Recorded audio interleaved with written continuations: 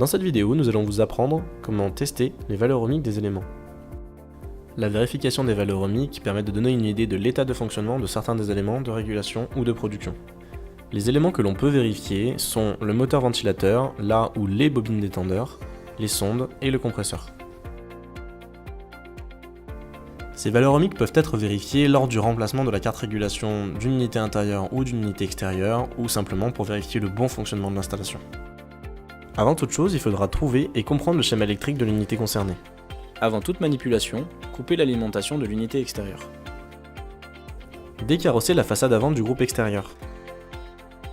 Vous trouverez à l'intérieur de celle-ci le schéma électrique détaillé de votre unité.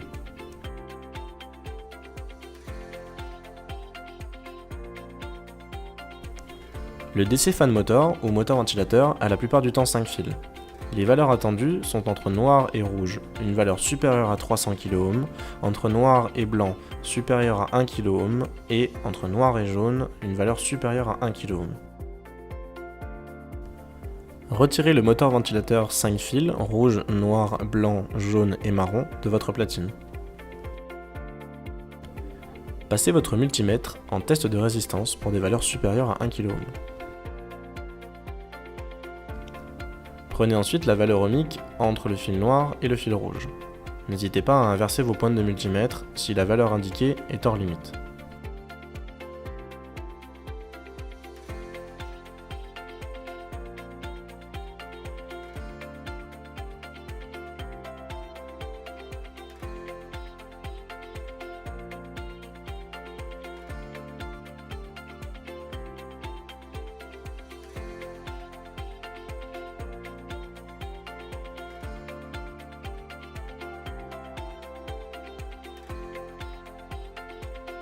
Nous allons désormais prendre les valeurs ohmiques de l'expansion valve, ou bobine d'étendeur. Les valeurs attendues entre rouge-orange, rouge-blanc, marron-bleu et marron-jaune sont de 46 ohms avec plus ou moins 10%. En ce qui concerne les valeurs entre bleu et jaune et orange et blanc, elles doivent être de 93 ohms, plus ou moins 10%.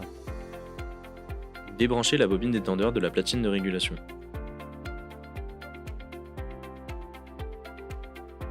Ici un exemple entre rouge et blanc.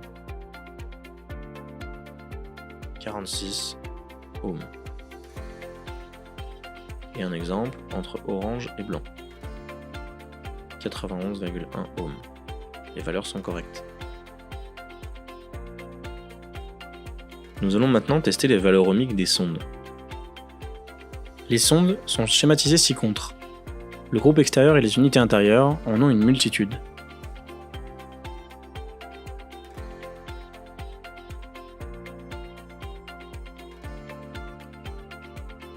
Prenons l'exemple de la sonde extérieure. Pour 20 degrés, la valeur ohmique de cette sonde extérieure est de 12 kΩ.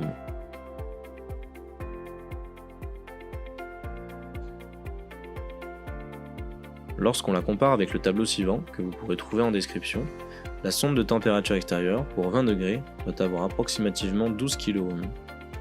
C'est le cas. Notre sonde est donc correcte. Pour les connecteurs qui possèdent plusieurs sondes, ou jeux de sondes, il faut prendre les valeurs ohmiques des fils 2 à 2, le premier avec le second, le troisième et le quatrième, et ainsi de suite. Prenons maintenant les valeurs ohmiques du compresseur. Passez votre multimètre en contrôle de résistance.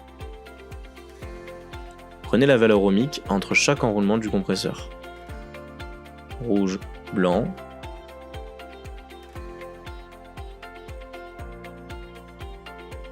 rouge, noir,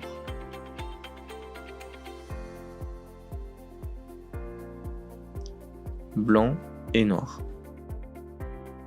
Les enroulements doivent avoir une résistance comprise entre 0,1 et 5 ohms, mais également qu'ils aient au maximum 0,2 ohms de différence.